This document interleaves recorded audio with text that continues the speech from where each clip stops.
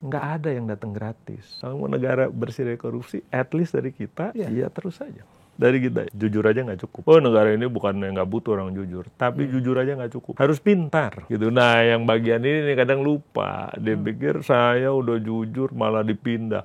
Ya lu nggak punya kepinteran.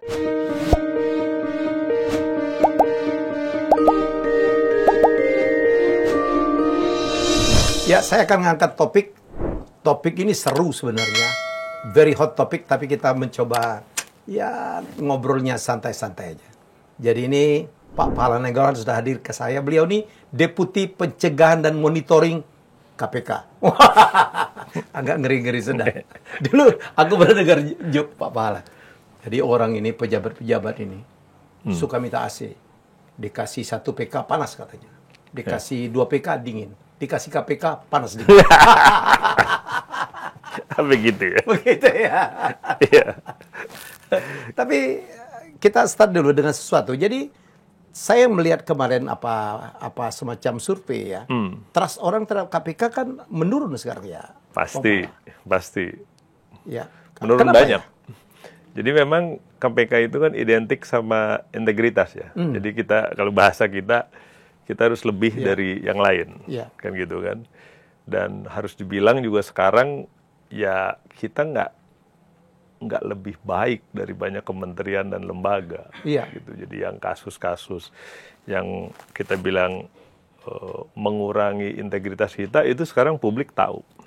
Jadi sekarang di KPK ya PR besar ya saya yang paling terdampak dengan integritas. Karena saya ngomong keluar orang nggak percaya. Ya udahlah, urus saya sendirilah. Tidak seperti dulu ya. Tidak seperti dulu. Barangkali lembaga nomor 1 yang dipercaya itu MK dan KPK dulu ya. Waktu itu. Artis turun, semua turun, support gitu. Loh, Bupati dapat undangan dari saya. Ini Bupati di Aceh. Saya lupa Aceh mana gitu. Dia bilang, Pak, saya pulang dari kantor ada amplop letterhead-nya KPK. Saya sholat dulu, Pak. Takut saya buka. Begitu setelah dibuka, ternyata undangan dari pencegahan. Saya pikir saya udah dipakai. Segitunya. Saya bukan bilang itu bagus, bukan. Tapi maksud saya, kita turun loh sekarang. Iya. Itu nggak usah disurvei lah. Kita yang di dalam juga udah Jadi teman-teman di dalam sadar itu terjadi. Merasa banget. Ini gimana ya kita kok trademark kita hilang. Jadi kita lembaga kebanyakan gitu ya. Nah itu jadi kita pikir sih ya mungkin organisasi ada pasang surutnya. Sekarang mungkin lagi surut, kita bilang. Dan surutnya pas di nilai yang crown-nya kita. Gitu. Integritas yang crown kita. Kita bilang lah dulu, dijemput nggak boleh ke Pemda. Waktu itu kita kalau bikin rakor di Pemda, kita loh yang bayar nasi bungkusnya, nasi kotaknya. Kita bilang ini hanya boleh 48.000 Pak Bupati. Kalau mau tolong beliin boleh, uang KPK. Itu bupatinya mohon-mohon, atau gubernurnya mohon-mohon, Pak, ini Kapolda ada, Kajati ada, masa kita kasih, Pak, yang standar itu. Lu mau ambil, nggak mau yaudah. Nah, nggak ada tuh tari-tarian tuh, nggak ada. Pokoknya langsung aja acara. Kita yang bawa backdropnya dari Jakarta, tinggal pasang. Paling kita pinjam protokolnya, humas gitu ya. Nah kita bangga loh yang kayak gituan. Bangga, ini bukan sok-sokan, bukan. Kita bilang negara ini bisa loh jalan kayak gitu. Pejabatnya nggak pakai mobil dinas. Saya nyetir sendiri loh. Semua nyetir sendiri. Itu sampai sekarang? Sampai sekarang. Oke. Nggak ada fasilitas apapun. Nggak ada penerimaan apapun. Jadi cuma gaji dipakai. Tanggal ini gaji. Dan bisa. Saya sebelumnya di Bank Dunia, di donor-donor. Persis kayak gitu. Persis. Nggak ada hebatnya juga. Kita fasilitas negara gitu. Apa hebatnya gitu. Kalau boleh tahu range gaji tinggi sekarang, waktu itu iya. Ya, karena pemerintah belum memperkenalkan pendapatan lain-lain. Kita sebutlah sekarang. Setara dengan saya, hampir di semua kementerian jadi komisaris. Lantas dia masih bisa menerima honor proyek. Kalau diundang nih kayak saya nih, diundang kementerian gitu, dilegalkan sama Menteri Keuangan. Untuk menerima narsum, sekitar 5 juta lah, 1,7 juta 1 jam. Kalau saya ngomong 2 jam, dibayar 3 jam. Itu yang sekarang dipakai sumber pendapatan buat teman-teman saya di eselon 1. Kita pernah survei, rata-rata dapat 125 juta di luar honor komisaris. Padahal gajinya cuma 6 juta maksimum, gaji pokok pegawai negeri kan. Nah jadi kita bilang kok situasinya jadi gini ya, gitu ya. gajinya kecil tapi ngadain kegiatan supaya narsum bisa, proyek bisa gitu ya. Kalau saya ngerjain meja ini 1 proyek, saya bikin 3 proyek supaya honornya ada 3 misalnya gitu ya. Ini yang di luar ya kan, bukan KPK? Bukan KPK. Sampai sekarang KPK masih tidak boleh. Masih tidak boleh. Tidak boleh komisaris. Komisaris nggak boleh. Kalau undang narasumber boleh terima honor? Nggak boleh masih. Sama sekali. Sama sekali. Jadi saya nggak perlu bayar ini? Nggak perlu. Makanya undangannya se-Indonesia. Tiketnya nggak perlu bayar. Okay. Pokoknya kita bilang gini, terima di pintu, pulang antri sampai pintu aja. Kita urus diri kita. Nggak boleh juga ditraktir kalau ngopi-ngopi? Nggak boleh. Nggak boleh ketemu malah ya? Ya ketemu boleh, tapi yang tersangka nggak boleh. Kalau kita tahu nih orang lagi di dalam penindakan, kita menghindar. Gitu. Tapi poin saya bahwa ke depannya harusnya negara ini begini aja. Single salary, sederhana aja, pegawai negeri itu nggak usah banyak harus ada rumah dinas, harus ada mobil dinas, ada fasilitas ajudan, ada yang 2, ada yang 3, ada yang direktur pun punya ajudan gitu. Itu masyarakat jadi merasa pegawai negeri itu kayak society sendiri kan. Padahal kita bilang loh, yang negara-negara lain sesederhana itu juga kok. Kok kita nggak bisa sih ikut sederhana kayak dia gitu, supaya sinyalnya baik gitu bahwa kita melayani lo gitu. Nah itu juga yang bikin susah kalau kita bilang korupsi hilang karena yang namanya pegawai negeri nggak mau melayani. Mau jargonnya melayani ya enggak. Dia sudah begitu tetap aja korupsi. Pasti. Karena kita bilang dengan gaya begini ini tinggal tunggu waktu aja gitu. Dia udah dapat 125 tapi alasannya sekarang. Kan begitu saya pensiun tinggal 6 juta, Pak. 75%-nya tinggal 4 juta sekian. Ya saya nabung dong sekarang. Semua fasilitas hilang. Tiba-tiba jadi orang biasa yang HP bayar sendiri, mobil punya sendiri. Siapa juga yang siap jatuh begitu, gitu kan? Itu alasan dipakai. Alasannya sekarang itu. Tapi saya sih bilang, kita lihat luar negeri deh. Pelayan publik yang udah harus begitu. Kecuali Singapura ya. Nggak ada yang istimewa. Di Amerika NYPD juga cuma 50.000 US kok setahun. Rata-rata cuma 4.000 US sebulan. Sewa apartemen cuma 2.000. Ya 2.000 dipakai buat makan loh. Sama susahnya sama kita. Kenapa kita menjustifikasi itu? Makanya kita bilang, kita ini mentalnya terlalu lunak, memaafkan terlalu cepat gitu loh. Pegawai negeri kurang apa bagus? Kita lihat yang di Jakarta kurang oke.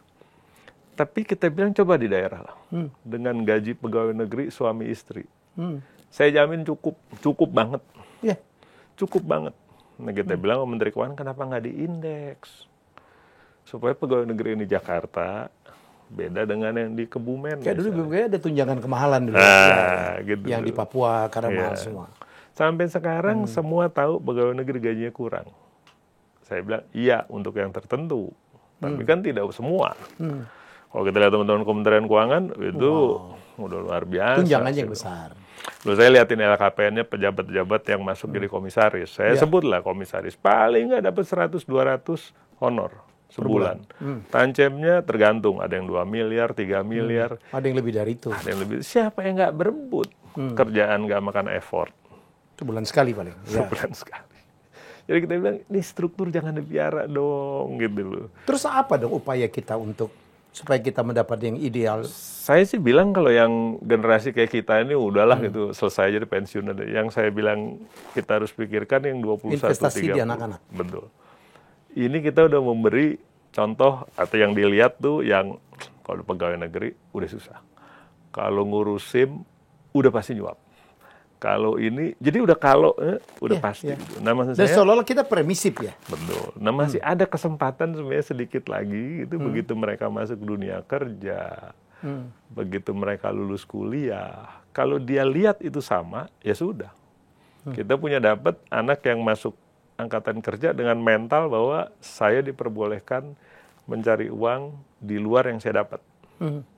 Dan kalau posisi saya megang kewenangan, saya gunakan itu.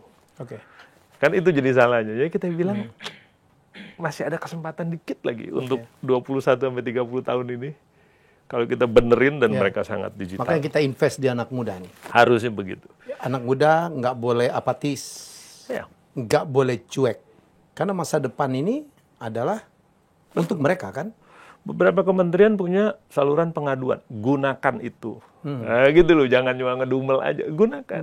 Gitu, diviralkan. Oh, kita tertolong dengan diviralkan segala macam LHKPN. Kemarin ada guru luar biasa. di Banten kalau nggak salah, di Jawa Barat ya. Jawa Barat yang jadi dia bilang diperes. Viralkan aja, nggak apa-apa. Kita pasti respon. Termasuk KPK. Sekarang KPK kan agak viral-viral nih. Bayangin ternyata di dalam sendiri terjadi kasus korupsi juga ya, Bang Pala ya. Dan kita juga malu juga sebenarnya, kok yang ginian gitu loh. Tapi memang kalau kita lihat ya ini generasi yang agak beda ya, mesti kepemimpinan yang agak beda kan, mulai dari awal juga banyak ramenya kan soal etik, soal terus sampai bawah. Kita bilang ini kita jangan sampai kehilangan momentum sekali lagi gitu loh. Sekali ini hilang, selesai kita udah. Dan kita tuh masih butuh betul KPK. Apalagi sekarang ya. Di mana indeks persepsi korupsi kita turun. Pak Mahfud mengatakan bahwa sekarang kita lebih korup daripada zaman Pak Harto. Mungkin iya. Tapi ya itu, gambaran suramnya ada, tapi gambaran harapannya masih ada. Kita masih punya lapisan anak muda yang sangat digital pemikirannya, gitu, dan sangat banyak jumlahnya. Kan 40-50 juta sekarang grup ini. Dan dengan medsos, mereka bisa. Jadi kalau memperkenalkan, kita nggak usah khotbahin lah. Pelayanan ini harus bebas suap, nggak usah. Bikin dia online, selesai. Udah gitu aja, nggak usah dikhotbah-khotbahin percuma. Gitu kan. Kita bikin online, harinya jelas, syaratnya jelas, rupiahnya jelas. Kalau nggak sesuai, pengaduannya jelas. Sesederhana itu aja. Asal semua itu bisa. Pengadaan barang jasa, kita niru Tokped. Dari 50.000 barang tayang, ditendang presiden supaya lebih bagus, sekarang 5 juta lebih barang tayang. Mental birokrat. Mau tayang aja harus prosedur panjang. Kita bilang, tayang aja, kalau barang lu jelek nggak dibeli, sudah. Sekarang 5 juta lebih. Mulai dari kue rapat, sekarang di kementerian, itu beli online loh. Dan jelas harganya. Nggak ada tempo-tempo, bayarnya kredit. Termasuk e-katalog ya, Bang Pak? Ya itu katalog. Kita bilang katalog dan payment elektronik. That's it. Selesai. Dulu kan Pak Luhut pernah ngomong, jadi ngapain lah OTT ini, sebenarnya kan kalau semuanya di online kan selesainya itu. Bang Pala setuju? Setuju 1000%. Bukan karena sama-sama Batak nih? Yang lain sama-sama Batak. Tapi maksudnya gini loh. Ini anak muda sangat digital pikirannya, dan sarana ini tersedia. Kita kalau di KPK bilang gini, kita lompat aja. Nggak usah lewat dari korup, jadi insaf, baru baik. Nggak usah. Lompat langsung. Langsung ke ujung? Dengan digital. Nggak usah dikhotbahin orang melayani publik, nggak usah terima suap. Langsung aja ditutup pintunya. Apa langkahnya untuk menutup pintu? Jadi kita bilang, yang pertama pelayanan publik ya kita bilang. Itu syaratnya sederhana. Butuh dokumen apa, berapa lama, lantas proses itu, kalau nggak sesuai, itu ngadunya kemana harus yang paling top. Which is ke? Pimpinan daerah. Atau pimpinan kementerian. Kita bilang, kalau itu nggak direspon, 2 hari sekali HP-nya bunyi. Terganggu kan dia. Pasti diamuk tuh kepala dinasnya. Kayak gitu kan. Dan kita udah lakukan loh itu.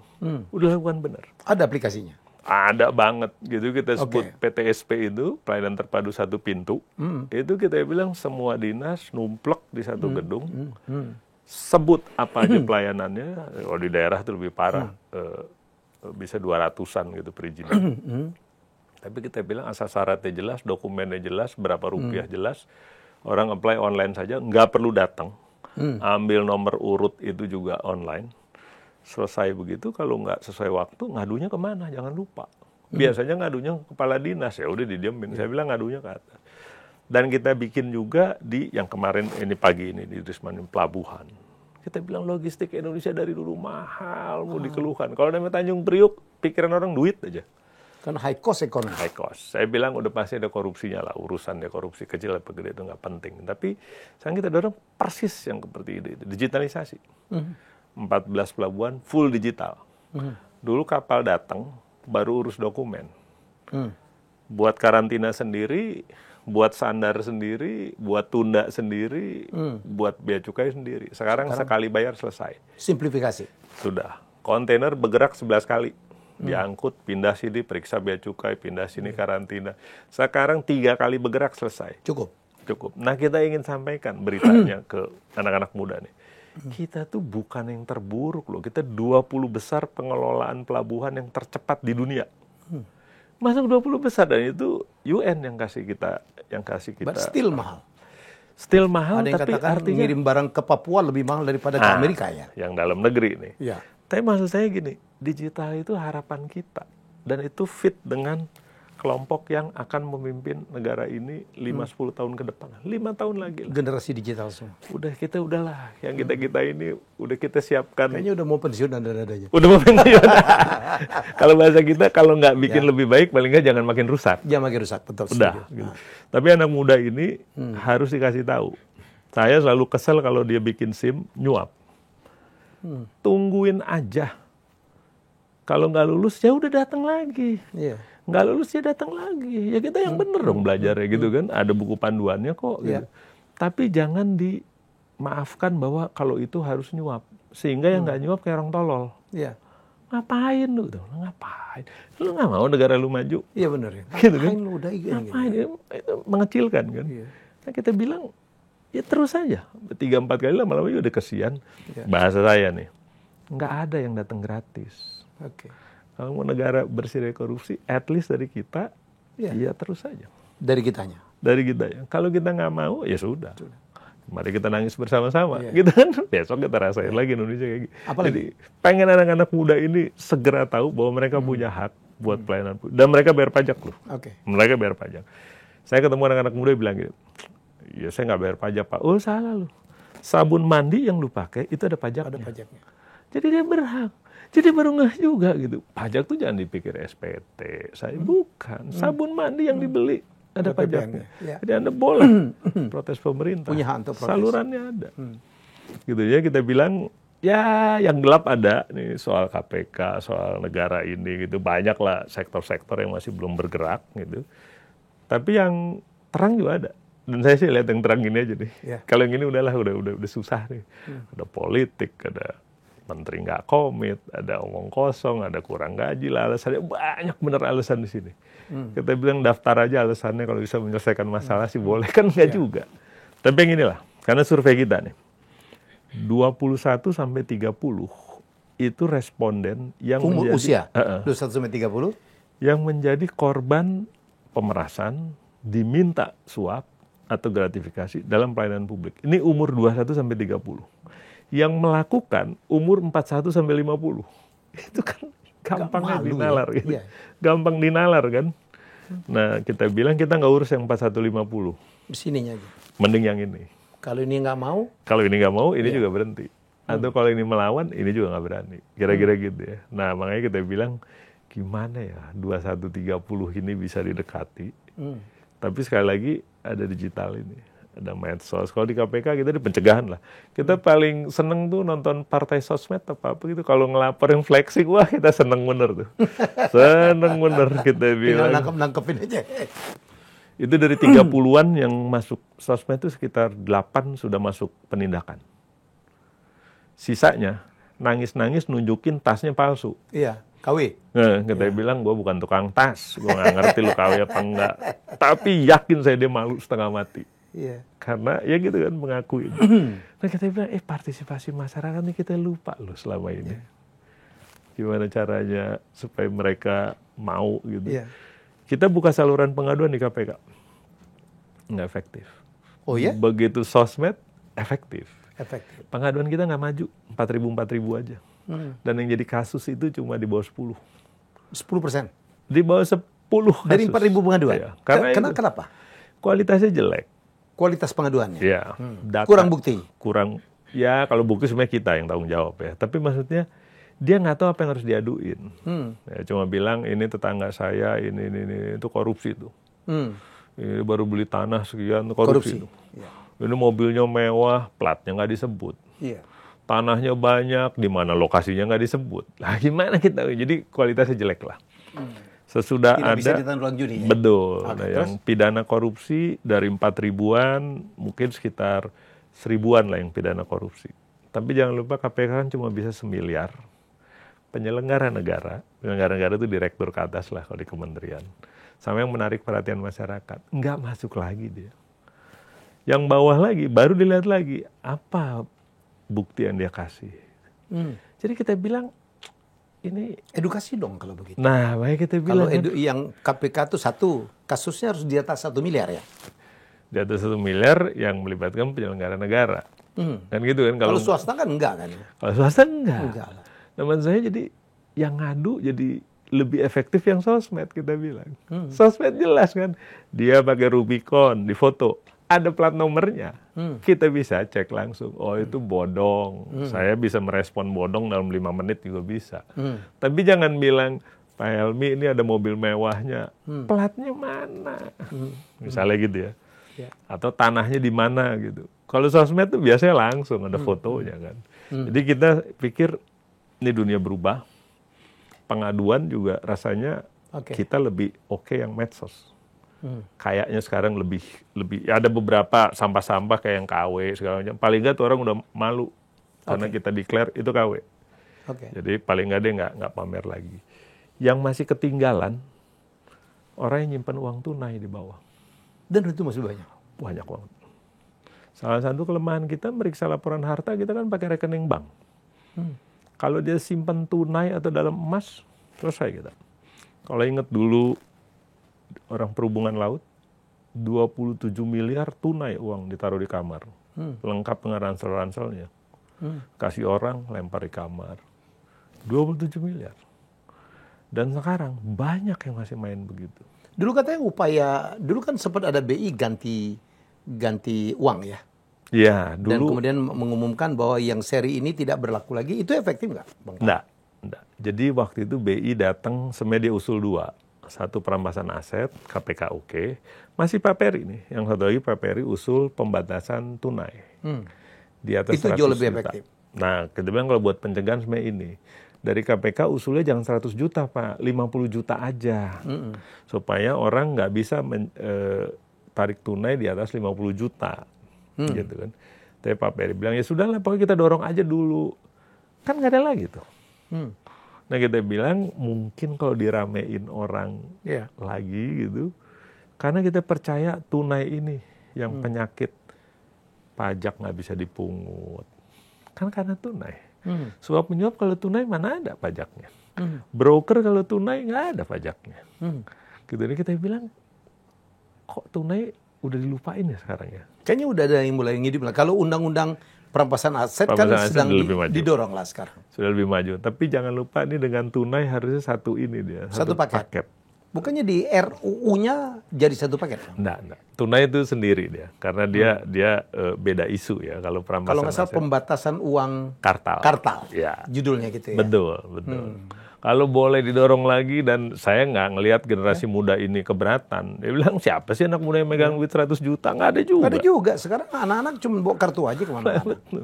Udah, ya kita bilang sebenarnya kebutuhan di generasi ini udah nggak ada. Udah nggak ada. Semuanya mereka transfer, tarik tunai. Nah itu yang kita bilang. Kalau undang-undang perampasan aset menurut Bang Pahala masih ada kelemahannya. Sekarang ini kan jadi masuklah ke proses politik gitu ya. Kita bayangkan dulu segampang misalnya nih. Kalau kan dia non yudisial juga bisa dirampas. Jadi kita bilang kalau di LKPN-nya, misalnya di laporan hartanya, dia tidak bisa buktikan bahwa ini dari pendapatannya, ambil aja. Itu boleh? Ada. Di situ klausulnya begitu. Ada dasar hukumnya? Betul. Di RUU ini. Tapi di kenyataannya, di jalannya kita nggak tahu. Negosiasinya kayak apa, tapi sekarang udah mulai bahwa yang boleh merampas jaksa pengacara negara. Misalnya. Kita jadi, ini. Jadi KPK nggak boleh ngerampas? Harus diserahkan ke mereka, ke jaksa, ke kejaksaan. Untuk ngerampasnya? Iya. Jadi kita bilang, ya mungkin bagus, tapi sekali lagi kalau udah masuk DPR kita nggak tahu juga ya. Itu proses yang politisasinya, rasional versus politik, kita nggak tahu mana yang lebih berat gitu. Tapi kita bilang, oke lah itu lewat. Tapi kalau tunai bisa juga didorong, gitu. Rasanya celah untuk mengatur itu lebih kuat di sini untuk pencegahan ya. Untuk pencegahan. Karena di banyak negara udah diberlakukan dan baik-baik aja. Kita pandang lebih besar lah. Kenapa sih tax ratio kita kecil? Selalu alasannya, ya karena kita banyak nggak masuk sistem. Banyak underground ekonominya. Ya, itu kan pemaaf kan. Baik, gimana caranya mendorong supaya underground ekonomi bisa hilang? Masuk ke sistem. Kan itu orang GoPay aja udah masuk kok. Beli 50.000 bisa tinggal scan. Itu kan artinya di sistem kan. Kenapa komisi yang jutaan atau miliaran nggak masuk di sistem gitu? Jadi kita bilang kalau dia masuk ke sistem perbankan dan tunai ini kan yang kita bilang keluar dari sistem kan. Ya, begitu dia narik tunai kan udah selesai dia. Kita nggak tahu dipakai buat apa. Nah itu rasionalnya kita bilang sebenarnya dampaknya besar loh tunai ini, gitu ya. Transaksi masuk ke sistem karena nggak ada orang mau bayar 3 miliar tunai, gimana cara ngambilnya, dan itu gimana juga cara nyetornya, kan gitu ya. Jadi kita bilang, lah kalau masuk ke sistem kan pajak kita dapat, uang pencucian juga kita bisa lihat. Maksudnya kok nggak mikir ke sana ya? Gitu dalam hati saya, ini kalau niat baik buat generasi ke depan. Kok nggak mau diwariskan, bukan modernisasi, sesuatu yang waras dan teknologi bisa. Kok nggak mau sih gitu loh. Kok pendek banget mikirnya cuma zaman saya masih perlu serangan fajar, saya perlu tunai, misalnya gitu kan. Atau zaman saya masih mau terima suap yang tunai, misalnya. Saya ngakalin laporan harta dengan cara nyimpen dolar banyak-banyak, nyimpen emas banyak-banyak. Nanti dia mati juga kok. Beneran. Tapi generasi saya mau anaknya masih begitu terus. Masih mengalami bikin SIM nyuap, masih mengalami sertifikat susah. Ayo dong gitu loh, nggak dianda lah boleh lah, tapi diwariskan lah ke depan. Tadi Bang Pala tadi belum jawab pertanyaan saya. Apakah efektif kalau misalnya otoritas keuangan BI dalam hari ini yang mengganti uang kertas dalam rangka membuat yang uang-uang yang disimpan berkarung-karung itu bisa tidak berlaku? Mungkin secara teoritis iya, tapi percayalah bahwa orang Indonesia itu orang yang cerdas. Nanti ada aja cara dia nukerin. Gitu. Ya kita bilang misalnya dia nyimpen uang 27 miliar cash gitu, tiba-tiba ganti uang gitu kan. Nah, gimana cara dia masuk ke dalam penggantian ini? Saya kok yakin orang kita itu orang cerdas semua. Tapi minimal kan dipersulit lah. Oh iya, ya dipersulit. Kan tidak berhasil semua kan?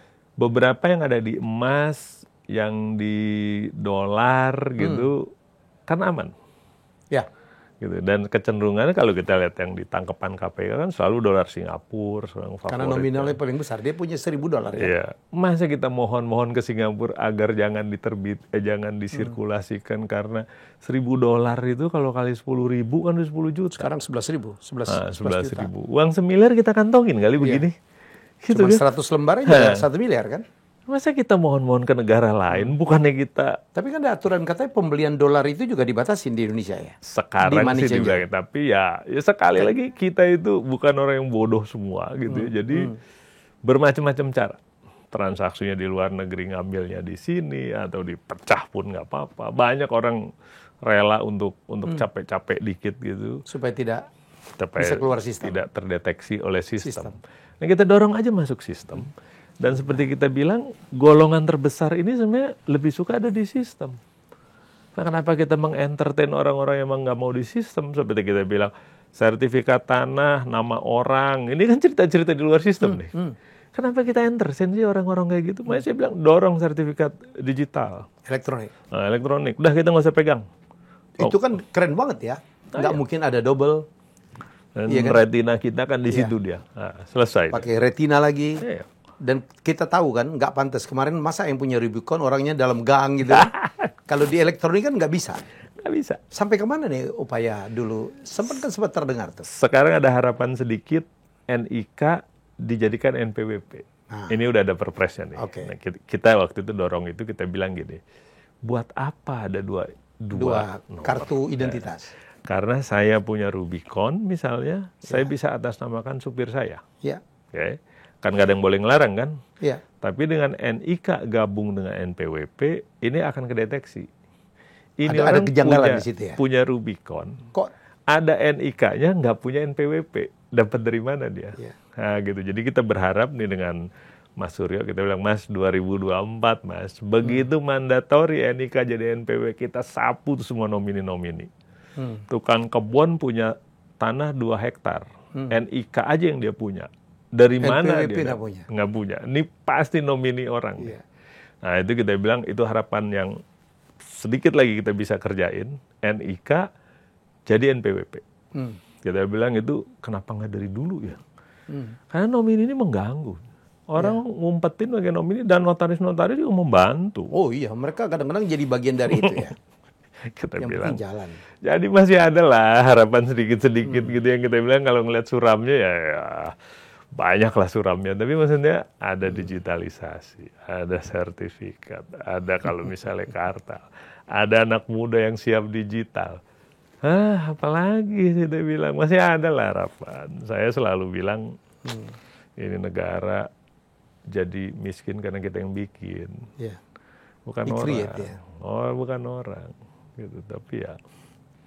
Bang Pahla tuh KPK dari awal ya? Nggak. Saya di swasta sampai dulu BPKP lah sampai 95 gitu. Jadi saya fair aja nih. Karena gajinya kecil, saya bilang sebagai pemeriksa tinggal nunggu waktu kita nerima suap. Dengan justifikasi apapun, tinggal nunggu waktu. Hanya orang tolol yang biarin dia kejeblos, udah gitu nangis-nangis, gitu kan. Makanya saya bilang, saya masih usaha dikit lah, gitu. Saya keluar ke swasta, sampai umur 50, saya pikir ini waktunya berkontribusi lagi, gitu kan. Saya ngelamar ke KPK online loh. Zaman dulu KPK boleh menerima swasta. Pak Ahok sampai bingung, lu masuk dari mana, gitu kan. Kok bisa masuk? Saya bilang, Pak Gub, waktu itu beliau masih gubernur, anak-anak Indonesia yang di PwC, di Chevron yang udah 50-an, sebenarnya udah nggak ada apa-apanya Pak. Mau dia kerja sampai pagi juga paling top country director. Lu panggil dia tuh, jadi kepala dinas pertamanan misalnya. Gua yakin idenya kan dia mau cari legacy tuh. Zaman gua tuh Jakarta Hijau. Jadi kepala dinas kebersihan. Jadi mereka tuh udah butuh itu. Panggil mereka yang udah 50-an. Udah nggak duit dia cari gitu kan. Dia akhirnya masukin yang BUMD dulu. Karena kalau yang PNS nggak bisa. Nah di KPK 50 mungkin udah 8 tahun lebih, saya udah mau pensiun setahun lagi gitu. Jadi kita pikir perlu juga tuh. View yang lain gitu. Gimana kita ngelihat ini bisnis, karena kalau bilang cerita pajak, gue diperes dulu di swasta sama pajak. Yang meriksa teman gue sendiri. Coba dimintain suap sama teman sendiri. Saya bilang udah gila nih orang-orang gitu ya. Jadi kita bilang swasta itu bukan bahagia ada nyuap. Kalau bisa jangan. Siapa yang ikhlas nyuap ya? Siapa yang ikhlas lah. Kalau nggak kepaksa. Jangan tolol juga bilang Anda berhenti menyuap. Baik, solusinya apa? Ya kan gitu kan. Nah ini kita ada unit sendiri KPK sekarang. Belajar dari pengalaman itu. Kita bilang perusahaan Amerika, perusahaan Inggris kesulitan berbisnis di Indonesia. Kalau nggak nyuap, dia nggak dapat proyek. Ngurus imigrasi waktu itu susah. Terpaksa dia pakai konsultan. Ketemu pajak dia susah, dia pakai konsultan. Kalau biaya konsultan dia boleh, tapi FCPA, UK, bribery kan melarang dia menyuap pemerintah gitu kan. Akhirnya kita bilang, perusahaan Amerika di mana saya kerja sekarang tutup di Indonesia. Karena nggak kuat ngelayanin biaya itu, antara lain ya. Perusahaan apa sih? Dulu di Bechtel namanya. Itu yang bangun Freeport pertama tahun 70 kontraktor. Bechtel. Dan dia memegang nilai itu, saya ingat banget. Dia bilang kalau orang pajak minta 2% dari restitusi, tidak usah dilayani. Saya bilang, bos, 2% itu, kalau uangnya 1 miliar, itu kita selesai. Tapi kalau didiamin baru setahun lagi, bunga bank lagi itu udah 40%. Kan dulu zaman deposito. Kita rugi. Nggak usah urus gitu-gituan. Pokoknya kita terus. Jadi didiemin tuh duit setahun, baru restitusinya dibayar. Pakai bunga bank. Saya bilang, secara ekonomi kita rugi. Tapi paling nggak sinyalnya dikirim ke orang pajak, lu jangan meres gua, nggak bakal gua mau. Tapi kan jarang yang begitu. Akhirnya mereka kalah lah dengan Korea, dengan Cina, dengan pendatang-pendatang baru. Nah poin saya, ya mungkin di swasta sana banyak orang-orang baik. Ya, gitu kita ya. masih percaya, masih ada. Tapi mereka sulit berbisnis kalau ekosistemnya masih kayak begini. Gitu ya, temannya nyuap, dapat lebih murah. Dia nggak nyuap, jadi lebih mahal. Dia lebih cepat, ini lebih lama. Saya paling takut kalau ketemu kontraktor. Kan kita ada unit yang bilang, coba bilang deh, apa kesulitannya kita bisa bantu. Dia bilang cuma 2, saya nggak nyuap, saya nggak dapat proyek. Gitu kan, saya nyuap, ya saya juga nggak bahagia nyuap. Bersiko lagi. Kita carilah itu. Emang sulit buat mereka untuk berbisnis tanpa menyuap. Setelah kita ngerasain dari hal yang kecil-kecil aja lah ya, kita ngurus sertifikat, ngurus kita izin. Ya harus ekstra ulet. Saya pikir kenapa ya jadi begitu gitu ya. Nah itu kita bilang makanya udah deh yang ini udah susah dibenerin. Udah kita ke depan aja. Udah yang ini aja deh. Kalau kita bicara ke depan kita harus edukasi ya. Langsung pencegahan korupsi itu kita harus edukasi ke anak-anak muda ya. Yang KPK bikin mungkin dengan teman-teman lain kementerian yang masih ada mungkin kayak digitalisasi pelabuhan, digitalisasi penerimaan batu bara, digitalisasi ini, pokoknya semua serba digital aja. Impor bawang putih segala macam tayang semua di web. Berapa kebutuhannya, siapa yang impor, kapan, udah nggak usah umpet-umpet ditaruh. Tapi pada saat yang sama, ini nih segmen yang ini harus disiapin juga bahwa kalau ada yang bilang dengan nyuap Anda dapat kerjaan itu salah. Gitu. Coba aja. Sama sedikit effort lah ya. Nggak ada yang gratis juga kan. Agak capek dikit gitu tapi kan ada bangganya. Kita lihat lah misalnya STNK Polri. Kan sekarang ada Signal. Kita bisa manjangin STNK online, selesai loh. Ya. Kan nggak ada khotbah panjang-panjang tuh soalnya. Malah ada kemungkinan kalau kayak SIM gitu, nggak perlu diperpanjang lah. Sekali dia lulus ya lulus kan. Emang ada kemungkinan orang makin sering nyetir makin ngaco gitu nyetirnya. Iya. Iya kan? Nah, jadi itu mental dari birokrat ini yang masih mikir kalau ada kewenangan, saya bisa dapat sesuatu. Dapat revenue. Iya. Dimaafkan dengan karena gaji saya kecil. Ini mitos saja sebenarnya. Padahal itu nggak berbanding lurus ya Bang? Nggak juga.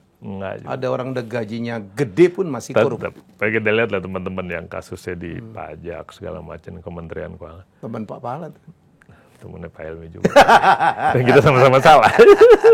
Kita sama-sama salah. Tapi setuju ya misalnya pendidikan anti korupsi itu masuk ke kurikulum misalnya. Waktu itu pernah kita coba ya waktu itu, tapi kata teman-teman Dikbud gini, kurikulum itu tidak untuk sepraktis itu, kira-kira begitu ya.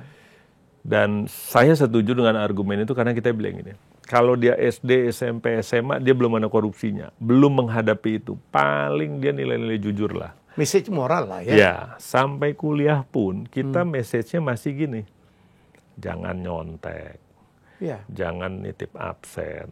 Jangan main-main bon palsu di panitia-panitia. Betul. Masih sampai situ. Betul. Nah begitu dia mau lulus, baru. Jadi saya senang kalau diundang universitas ke yang udah mau lulus. Pertanyaan saya simpel, itu korupsi itu apa sih?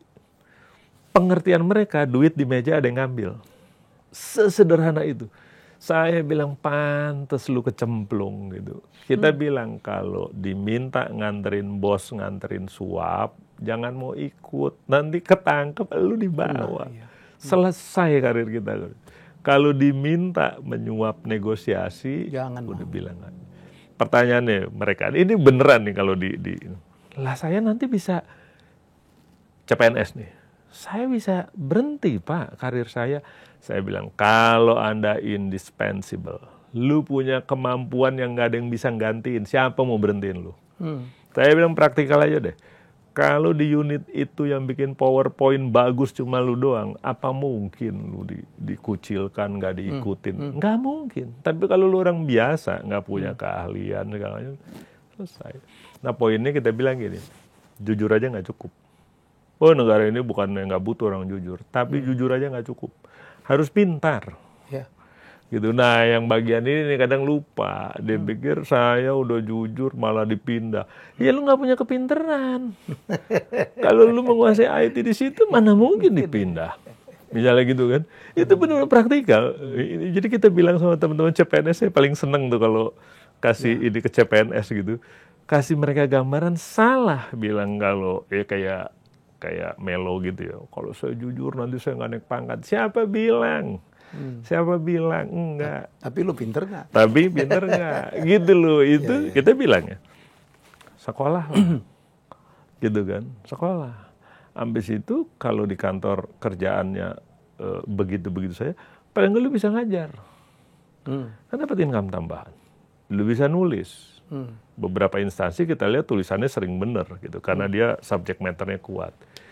Jadi maksud saya tetap ada gitu loh peluang, kecuali ya gitu. Kalau jujur maka saya susah. Ya kita ikutlah. Saya bilang kalau emang tanda tangan perjalanan dinas 5 hari ternyata hanya 3 hari, ya bilang 3 hari. Ya saya bisa dimusuhin Pak, semua tuh ada harganya. Jangan mau pikir, mau jujur aja nggak ada harganya, nggak ada. Ada harga, tanda tanganlah 3 hari.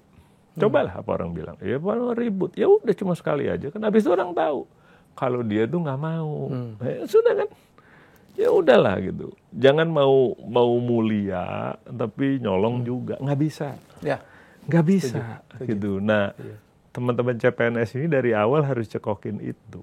Oke. Kalau bos lu menekan karena nggak mau ikut-ikut tanda tangan fiktif, tungguin aja, dia kan juga bakal pensiun.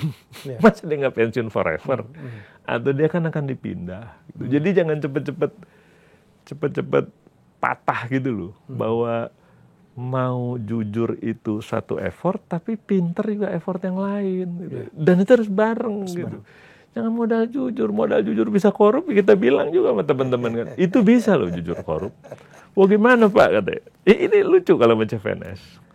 Saya bilang ini, teman saya dulu bukan ahli IT, tapi karena jujur bosnya pikir dia kalau beli alat-alat nggak akan ngambil komisi. Benar.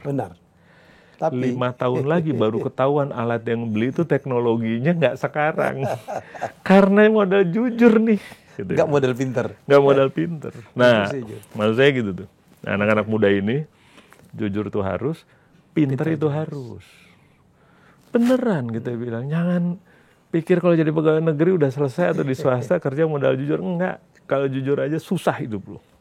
Susah. Dan kita udah lihat kok beberapa contoh. Kita lihat. Kita berusaha naikin beberapa pejabat yang secara tegas menolak. Ini saya kasih contoh.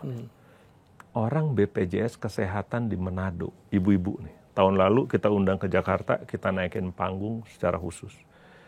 Dikasih uang BPJS Kesehatan nih, 100 juta oleh salah satu rumah sakit untuk boleh memproses klaim yang harusnya nggak diproses. Dikasih sore-sore, pagi-pagi sama ibu itu dipulangin. Wah, kita dengar ceritanya. Jadi, gitu kan. Kita naikin ini contoh. permainan rumah sakit ya? Permainan rumah sakit untuk klaim BPJS. Ya, BPJS. Yang seharusnya nggak boleh. Udah jelas nggak boleh. Dia coba gitu kan. Dikasih 100 juta, saya duga klaimnya mungkin 1 miliar, 2 miliar lah gitu ya. Tapi saya bilang, banyak loh orang gini di Indonesia nih. Masih banyak. Gitu. Masih banyak.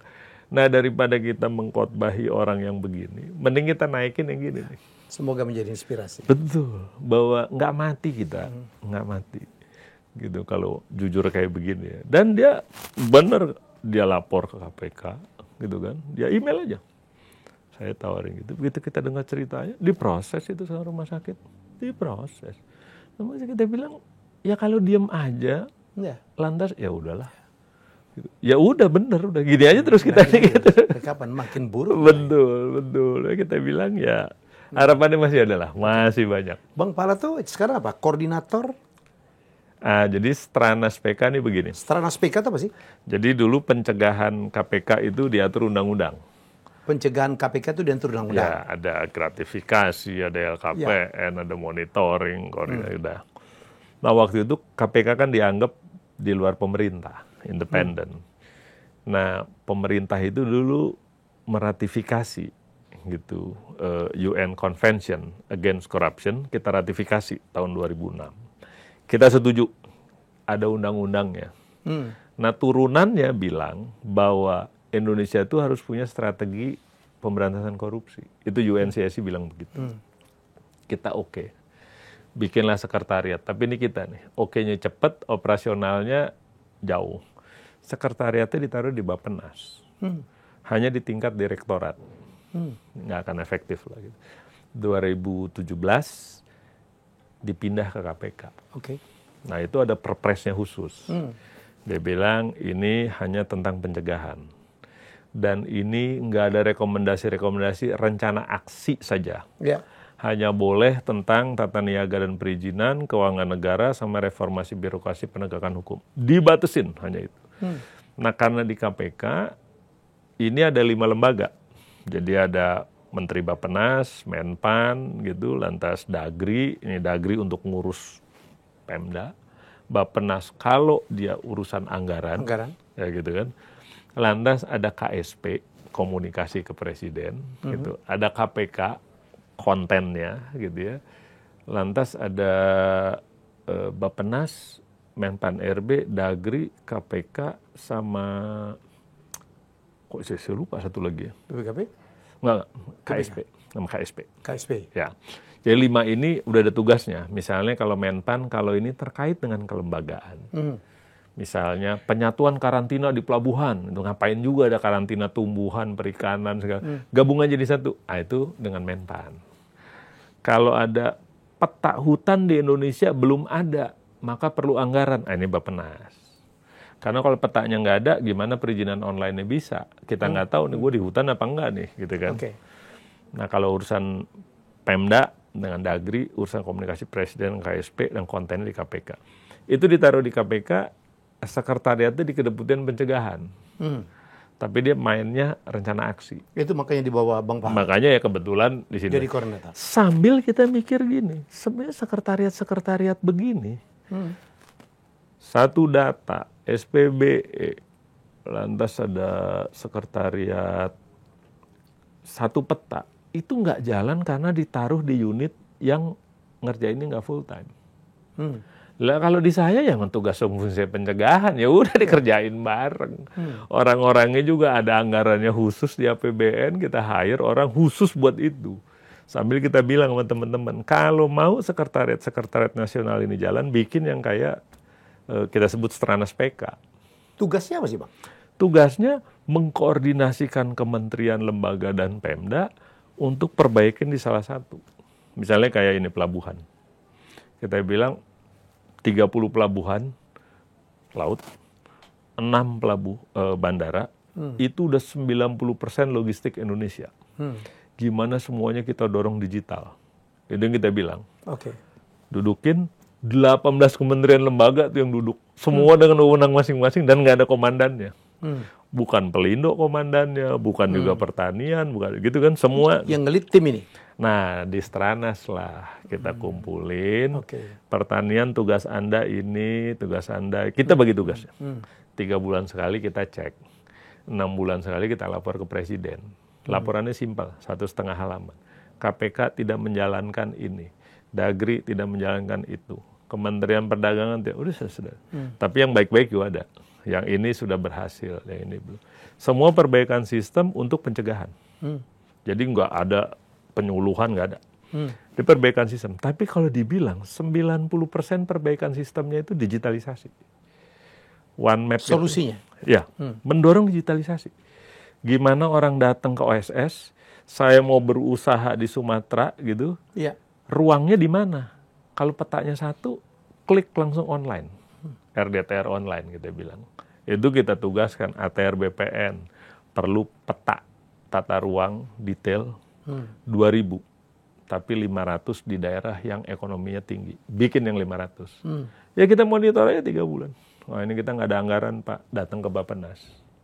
Bappenas ini dianggarkan. Misalnya yang begitu-begitu ya. Tapi 90%. Yang 10% penguatan APIP. Inspektorat. Itu kan dari dulu kita bilang. Saya pernah di lembaga donor. Kalau dibilang proyek kita kena sampling sama inspektorat, rapatnya 2 minggu sendiri nyiapin bahan. Di kita, inspektorat gedungnya dipisah, orangnya yang sisa-sisa, melapornya ke menteri, tentang menteri. Ya nggak mungkin. Kita belajar deh. kasus-kasus korupsi. Saya selalu tanya inspektor, lu tahu nggak? Ya tahu lah. Ngobrol di kantin juga isunya ada. Kok nggak bertindak? Karena saya diangkat dan dipecat semena-mena oleh menterinya. Ya gitu aja kan? Ya nggak mungkin lah menteri buat laporan soal Irjen membuat laporan soal menterinya. Nggak mungkin. Nah, kita bikin ya sekarang desain. Kita bilang ke presiden aja deh laporan lu. Biar ini supaya dia lebih kuat. Ada isu lagi soal kekurangan jumlah. 46.000 dibutuhkan seluruh daerah di Indonesia. Baru ada 20.000. Nah, saya baru ngomong sama Stan nih, Pak Rahmadi. Boleh ngasih 2.000 aja tiap tahun. Ini untuk Apipnya nih? Untuk Apipnya. Udah nggak ada harapan kalau yang tua-tua mah jadi inspektorat. Udah nggak ada harapan, yang muda-muda aja deh. Yang masih tempur, gitu, fisiknya masih bagus, dan kemampuan digital. Nah, kemampuan ininya ada. Jadi jangan dibayangkan meriksa itu harus datang gitu. Enggak. Bisa dengan Stan kita upayakan kerjasama supaya 2.000 lulusannya setiap tahun bisa diserap daerah. Dengan IPDN pun begitu, tapi kita minta IPDN kurikulumnya di set dulu, ada keuangan daerahnya. Harapan kita sekali lagi pada yang muda-muda ini aja. Udahlah kalau yang udah tua-tua tuh udah lewat aja deh gitu. Tapi kita bilang kalau pengawasan masih kayak gini gitu. Kita percaya yang paling kuat sebenarnya pengawasan. Dia denger isunya di kantin kok. Dia ngeliat. Ada yang gaya hidupnya tiba-tiba aneh-aneh. Yang di teman-teman kita di keuangan juga kita bilang kan. Emang atasannya nggak lihat gayanya dia. Kan dia lihat, kan dia diem aja gitu.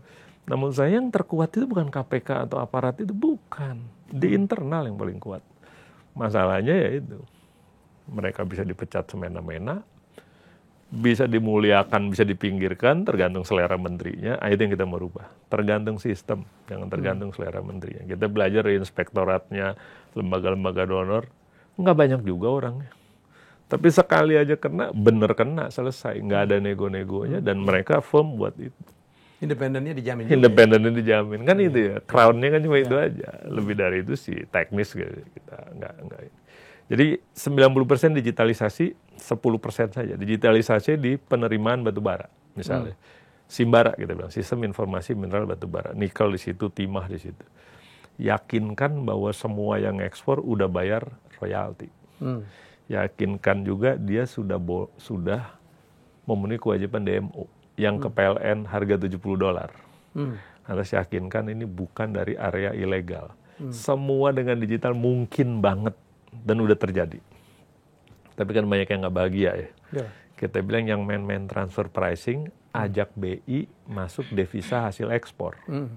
Jadi siklusnya itu benar-benar muter, semua berkontribusi data, ya mungkin 80-90% berjalan tinggal di Minerba aja nih. Problemnya hanya di Minerba. Nah kita bilang kalau nikel udah digital gini, ketutup tuh. Ketutup. Kita bilang kalau orang mau nambang liar, dia nambang liar, ngekspor liar, gitu. Pelabuhan juga nggak mau tahu, dia tenggelam dia tuh. Itu ngomong-ngomong yang 5 juta nikel katanya liar tidak tercatat itu gimana ceritanya? Itu 5 juta ton. Setelah dia digital, baru dia kelihatan bahwa antara lain kita di bawah 0,17 ornya, nih or ini kan. Di tumpukan pasir gitu ya. Kita bilang kalau di bawah 0,17 itu pasir besi. Di atas itu nikel baru. Di Cina di bawah 0,05 lah pasir. Di atas itu nikel. Karena Cina mau ngenain biaya masuk segede-gede. 0,05? Iya, 0,05. Itu salah satu, bukan satu-satunya. Tapi yang kedua, nih sekarang kita masuk. Mungkin surveyornya juga nakal. Pasir besi isinya padahal ada macam-macam ya. Macam-macam. Nah yang ininya nggak disebut. Sehingga ini saja. Nggak kena dong pelarangan terbatas. Kan nggak disebut. Oh di situ kasusnya. Jadi ini ekspornya udah diketahuin. Udah. Tapi kontennya yang dimainkan. Siapa yang ekspor udah ada, dari mana. KPK masuk di sini? Sekarang sedang. Tapi kita bilang kemungkinan memang sistem ini cukup kuat. Soal Cina ngakuin 0,5 itu urusan dia lah gitu ya. Tapi di kita ini sebenarnya ya kalau ada nikelnya disebut dong. Sederhana itu aja. Bayar royaltinya. Ya kan? Simple as that. Segitu aja gitu. Dan waktu 2022 kan kita tutup abis itu.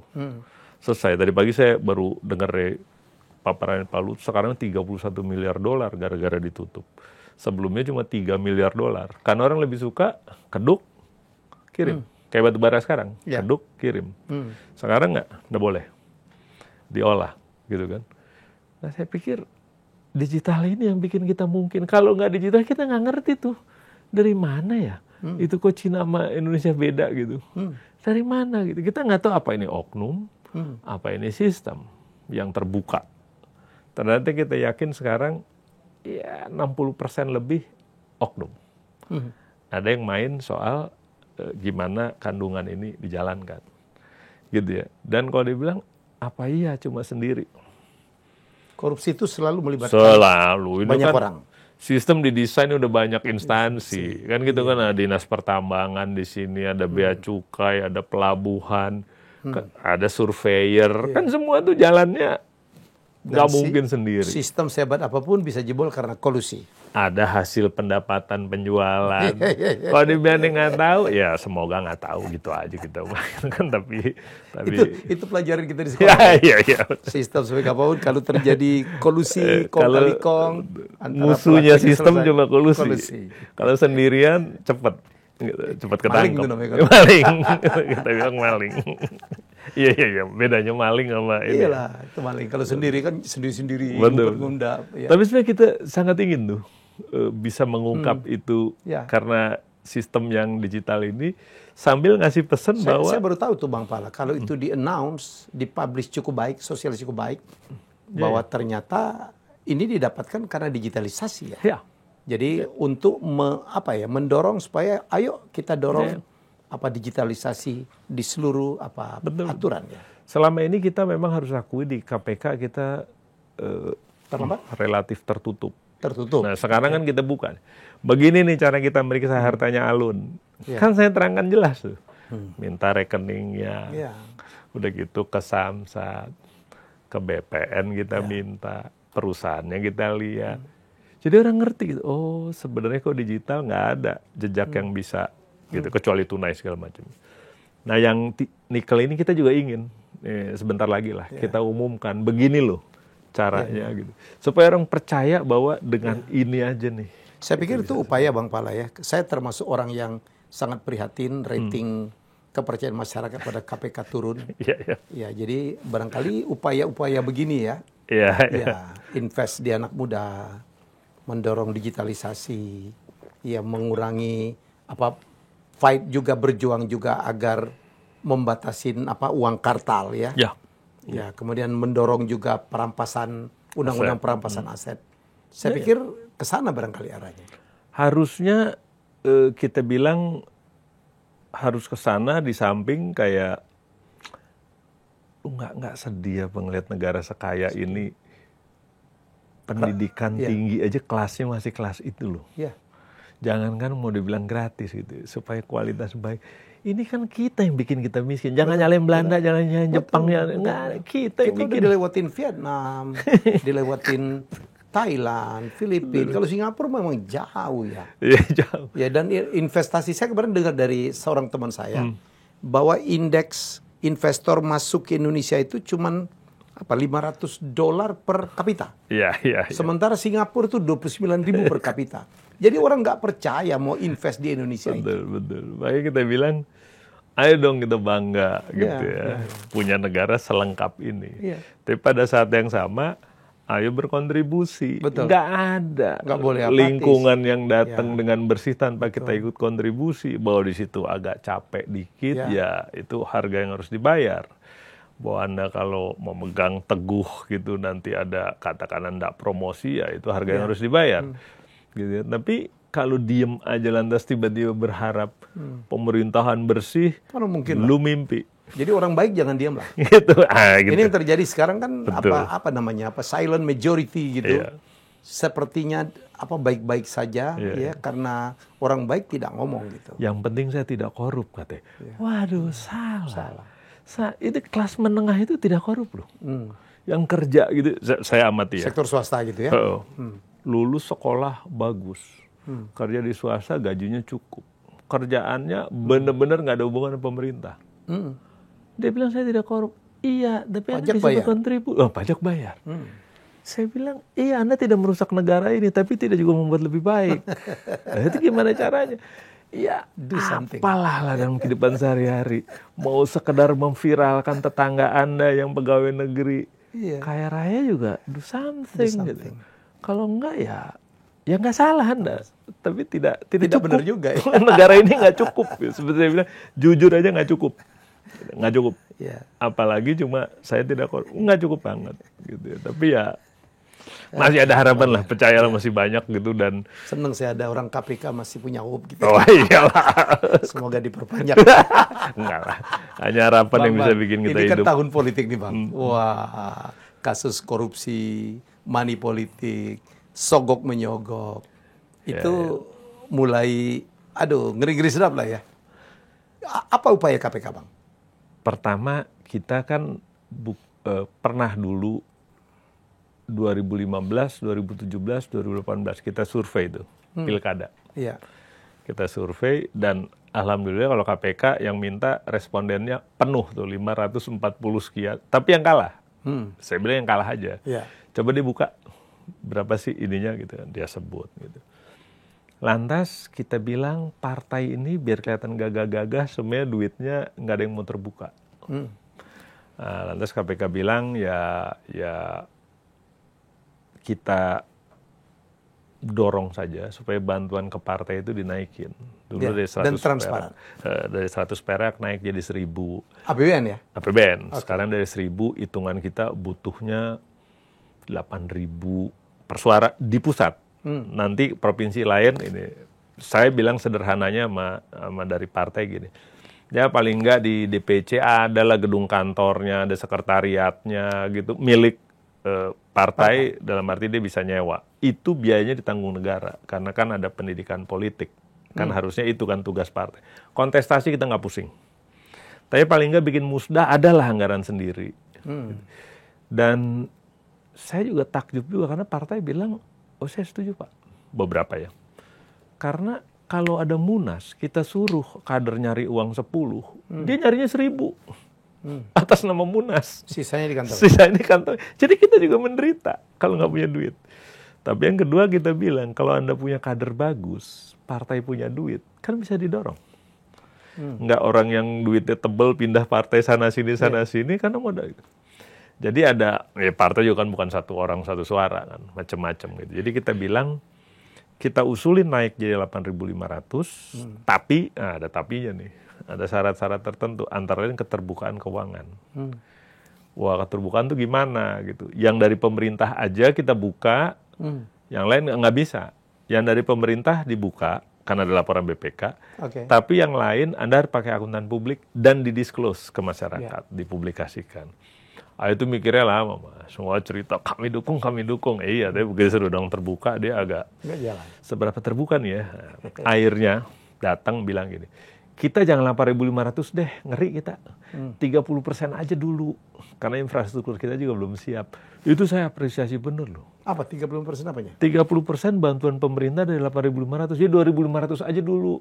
Nanti bertahap, makin naik. Jadi mereka takut juga ngambil. Mereka takut sendiri ya? Takut.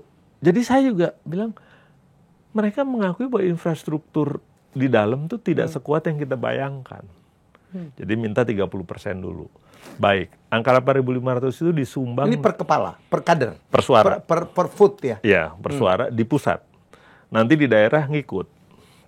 Kan di provinsi lain lagi, dari APBD provinsi. Di kabupaten, dan itu lebih gede ketimbang pusat. Karena kan dia vote-nya lebih dikit. Nah, tapi cita-citanya sama. DPC punya kantor, punya sekretariat, bisa bikin musda. Di DPD sama, di DPP sama. Nah, kita bilang, mereka ternyata nggak siap. Ya baik, gitu. Nah, sekarang tidak ada tambahan bantuan kalau strings ini tidak diterima. Nah, ini bahasa ke publik, kami dukung. Tapi begitu di belakang pintu kan, kayaknya agak berat yang gini-gini. Ini boleh nggak? Kayak dia bilang etik ya. Etik itu harus ada mahkamahnya, harus ada kode etiknya, dan harus terbukti berjalan. Apa itu etik gitu Bang? Bukan perselingkuhan segala macam, bukan. Janji bohong ke konstituen. Ya. Itu melanggar etik. Mikir, waduh, kita kan politisi. Gitu kan. Nah, kita bilang kalau enggak nih. Nah, ini usulan sekarang macet. Macet beneran. Nggak ada perkembangan. Nggak ada perkembangan. Deadlock. Dan kita udah dorong dari 5 tahun yang lalu. Kita bilang, Anda umumkan di KPK bahwa untuk sistem integritas partai politik, SIPP, keterbukaan, etik, itu Anda umumkan. Partai saya udah 80% loh nilainya. Silakan. Ini aja dan itu bisa jadi bahan kampanye ya? Bahan kampanye. Tadinya kita pikir begitu. Ternyata. Jadi supaya masyarakat tahu mana yang komitmennya asal bunyi, mana yang beneran. Ternyata itu pertaruhan besar juga buat partai, karena keterbukaan keuangan itu kita selalu bilang berkali-kali, katanya miskin, tapi kalau Munas kok mewahnya bukan main gitu kan, dan acaranya cuma acara pilih memilih ketua aja, nggak ada urusan program, misalnya gitu-gitu ya. Nah, poin saya gini, KPK siap mendorong untuk anggaran naik secara signifikan, 1000%. Karena dari 1.000 perak kita bilang jadi 8.000 apa 10.000, tergantung kesiapan dia. Jadi naik 10 kali lipat. Tapi kalau sekarang nggak ada kenaikan cek kosong, harus ada stringsnya, keterbukaan keuangan, etik yang ada, mahkamah yang berjalan, gitu kan, bahwa ada pengkaderan yang jalan, gitu kan. Macet karena di PP-nya bilang hanya uang. Dulu PP 2018 yang menaikkan dari 100 jadi 1000 hanya cerita bantuan keuangan partai. Tidak menyebut komponen ini, sistem integritas yang strings ini. Kita nggak mau. Kalau uang nggak naik, kalau uang naik, stringsnya harus ikut. Kalau nggak, kita nggak mau. Akhirnya solusinya ya udah ke undang-undang partai aja. Udah lama, udah bakalan lama itu. Sekarang gitu. Nanti aja di perubahan RUU Parpol. Saya bilang, hilang momentumnya. Nggak ada sekarang. Nah, kaitannya sama 2024, kita bilang ya sudah. Kalau memang partai nggak bisa, ya lewat forum-forum gini aja. Media sosial, segala. Kita ambil aja orang-orang yang benar-benar mau maju, gitu ya. Yang benar-benar kita lihat memang bisa gitu dari kandidat-kandidat ini gitu. Kan kita bisa tanya. Dulu lagi zaman kandidat gubernur itu udah kelihatan tuh kira-kira Lampung kayak apa. Saya masih ingat Lampung, kita isunya dulu tentang jalan rusak. Kalau dia ngomongnya ngalur gitu, ini lu nggak ngerti masalahnya sebenarnya gitu kan. Kita dorong aja gimana sebenarnya tentang pemberantasan korupsi. Gimana soal ya itu pemberantasan aset. Gimana lebih real aja ke situ.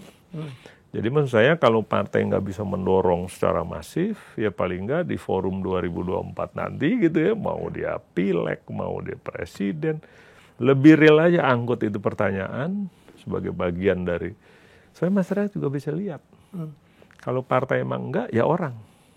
Ya kita boleh bilang sekarang orang, karena orang bisa pindah ke partai mana aja kan sekarang gitu. Asal ada modal. Dan kita kok percaya ya partai masih ada, orang-orang yang pengen partainya bener gitu masih ada. Ya kita berharap RUU Parpol ya baik gitu. Tapi kalau boleh sih sebenarnya, saya bukan orang hukum ya. PP-nya cerita duit ya tambahin aja stringsnya. Anda dapat kalau gitu ya. Saya nggak bisa bayangin tuh keterbukaan keuangan tuh dahsyatnya kayak apa nanti. Uang dari pemerintah diaudit BPK diumumkan, swasta, sisanya kita buka saluran pengaduan. Kalau tahu ada kegiatan yang nggak ada dananya, lapor ke masyarakat. Rame pasti. Nggak usah kita ngawasin, nggak usah Dagri, nggak usah. Masyarakat mengawasi sendiri. Emang antar partai tidak saling mengawasi. Kita pinjam itu aja. Sekali lagi pakai media sosial saja. Partisipasi masyarakat menjadi penting. Betul. Jadi jangan berusaha pemerintah nyelesain semua, nggak mungkin. Nggak mungkin. Ruwet banget. Jadi saya masih ada harapan buat partai itu, karena kok masih ketemu juga orang-orang yang nggak bahagia juga dengan situasi sekarang gitu ya. Tapi ya. Oke Bang, pertanyaan terakhir. Orang bingung nih, sekarang Kejaksaan Agung itu lebih galak daripada KPK nangkapin orang. Terutama kasus-kasus besar. Orang bingung, kapan ini kasus ditanganin KPK, kapan Kejaksaan Agung, duluan kah? Atau gimana sih Bang? Kalau undang-undang nih, ini kita cerita undang-undang nih. itu sebenarnya KPK berhak ngambil kasus yang sedang ditangani oleh APH lain, kita sebutlah polisi dan kejaksaan.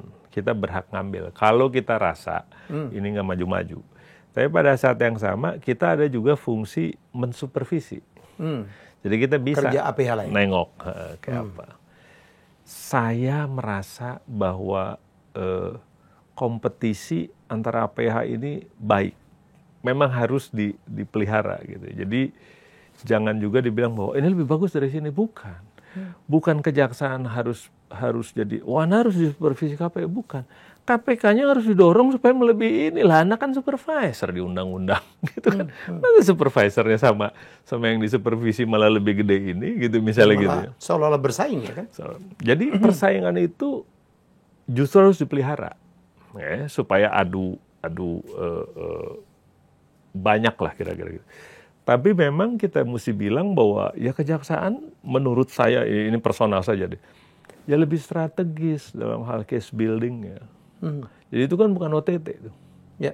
Dia mengolah data. Saya mesti bilang dalam 2-3 tahun belakangan juga, kalau kita dari keuangan juga kita bilang, kita ngerti lah gimana Asabri itu main, gimana tuh Jiwasraya main saham-saham gorengan gitu. Itu secara teoritis bisa gitu. Nah makanya mungkin bukan bilang kejaksaan ada ini, ada itu, atau polisi yang begini, bukan. Ini KPK aja. Ya KPK harus lebih kuat di case building, dan kan udah dibilang di atas miliar.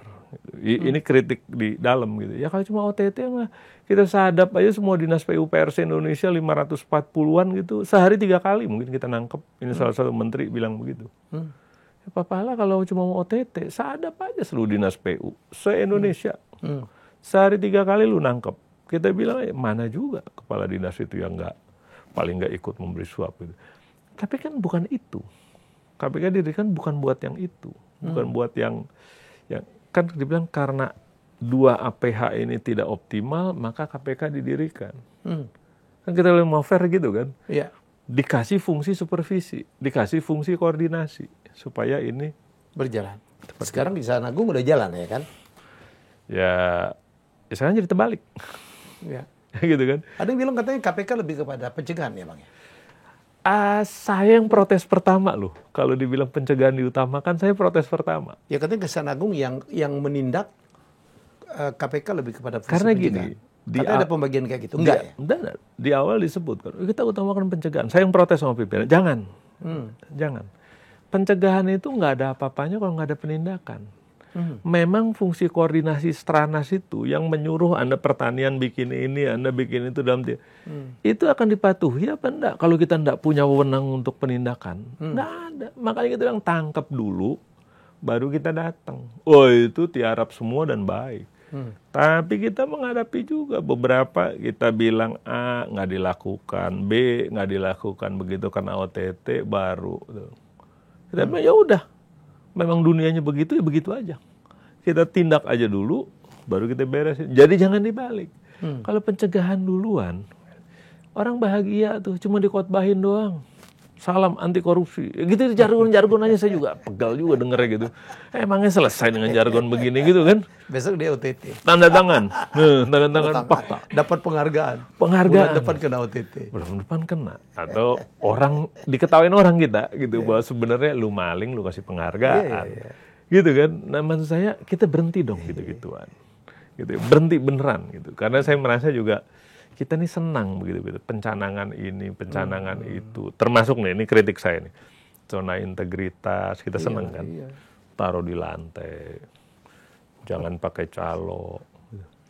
Saya bilang apa ya? Termasuk KPK. Beri penghargaan, besok kena. Kita sibuk dengan cari alasan. Ya udahlah kita berhenti ngasih gitu-gituan gitu. Kita real aja gitu ya. Ini problemnya apa gitu. Kalau direkomendasikan enggak, tangkap aja dulu, cari salahnya, selesai gitu kan. Kalau udah ada, baru kita benerin. Tapi selain itu, ini masyarakat bunyi dong. Gitu loh. Bunyi gitu bahwa, ini ya mau ngadu, mau lapor, mau ngisi jadi responden survei, monggo, apa aja dilakukan. Jadi, saya tidak korupsi aja tidak cukup. Saya harus kontribusi, gitu kan. Saya jujur aja nggak cukup. saya harus pintar, gitu ya. Jadi ya kelihatannya begitulah situasinya sekarang gitu, dan kita di KPK juga lagi berupaya juga, karena seperti kita bilang mahkota kita justru sekarang dipertanyakan orang, gimana tuh integritas. Bang, kita tetap berharap KPK makin baik lagi ya, walaupun terjadi penurunan rating. Sebenarnya jangan KPK aja, KPH lain juga. Oh ya pasti. Hakim, polisi, jaksa itu semua. Nggak mungkin KPK sendiri, nggak mungkin. Ya. Dan masyarakat. Nah, ini masyarakat. Masyarakat. Dengerin tuh, anak muda harus nggak boleh apatis, ya kan? Iya. Karena kita punya peran lah. Kita perlu mengontrol Republik ini yang sekarang dikuasain oleh orang tua dan dikuasain oleh partai-partai politik atau orang politik. Ya, semuanya dalam semangat supaya Indonesia menjadi lebih baik. Terima kasih Bang Pala. Ada yang mau disampaikan closing statement? Ya, seperti kita bicarakan gitu, masih ada posisi baik, masih ada harapan. Mari gitu kita gunakan ketimbang kita menangisi keadaan yang nggak tahu juga kapan selesai. Dengan KPK kita membuka ruang buat itu. Kalau ada yang pengaduan kemana Bang? Bisa ke Dumas, tapi medsos saja kita layani sekarang. Akunnya apa? Akun bebas saja, asal dia viral pasti kita respon. Tapi cukup kalau hashtag atau tagline ini aja ya. Tapi kalau yang pengaduan resmi, kalau ada dokumen, kita sebut pengaduan masyarakat di webnya KPK ada, gitu ya. Web KPK. Cukup ditelepon, tapi kalau ditelepon balik nyaut. Kalau nggak nyaut selesai. Ngadu doang. Berarti cuma nggak jelas. Kayak surat kaleng tuh ya. Apa www.kpk? kpk.go.id. Itu ada pengaduannya, tapi sekali lagi viral aja di masyarakat kita amati kok. Kita amati. Oke. Baik, terima kasih Bang Pala. Itu dia wawancara cukup panjang, lebih dari 1 jam ini kita. 1 jam 17 menit. Ini wawancara saya terpanjang. Karena saya pikir ini memang penting. Ini memang penting ya. Kita selalu berharap Indonesia lebih baik. Negara ini mestinya kita jauh lebih makmur dari ini. Ya. Pasti. Kenapa kita menjadi seperti ini? Ya, itu karena banyak sekali terjadi korupsi. Mari kita terus berperang melawan korupsi. Terima kasih dan kita akan jumpa dengan tamu hebat saya selanjutnya. Bye-bye. Terima kasih sudah menonton Helmi Bicara. Jangan lupa untuk like, komen, share, dan subscribe.